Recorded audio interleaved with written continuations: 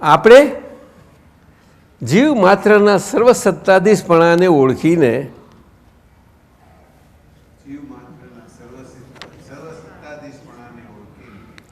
એની વ્યવહાર સત્તાને જાણવાની છે.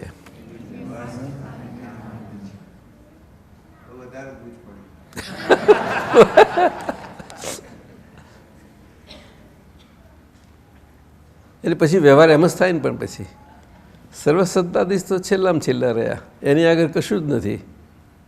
એ શુદ્ધાત્મા પદની ગાદી છે.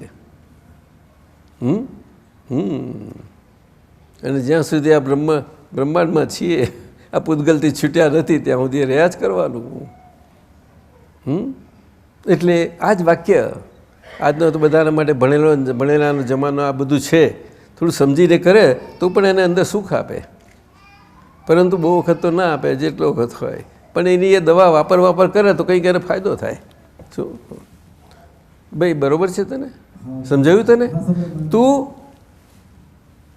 તારા દીકરાની એની અંદર રહેલા સર્વસત્તાધીશ છે, એનું સર્વસત્તાધીશપણું તું ઓળખી લઉં. તને બરાબર પાકું આવી જાય તારા ઓળખમાં. સમજાયું ને? તો પછી તું તારા દીકરા જોડે દીકરા તરીકે વ્યવહાર કરું ને, એ યથાર્થ વ્યવહાર હશે, એમ કહેવાનો મતલબ છે અહીંયા. સમજ્યા? અને આ ઘરના સંબંધોમાં નજીકમાં જ છે આટલું બધું. તમારે દુનિયાને કંઈ જીતવાની નથી. દાદાએ કહ્યું ઘરને જીતી લો, દુનિયા જીતાઈ ગઈ. અને પછી આપણા અમીન સાહેબ, ડૉક્ટર અમીન સાહેબ તો ખાસ કહ્યું, ઘર બીજું કશું નહીં, આપણા મન વચન કાયની વળી.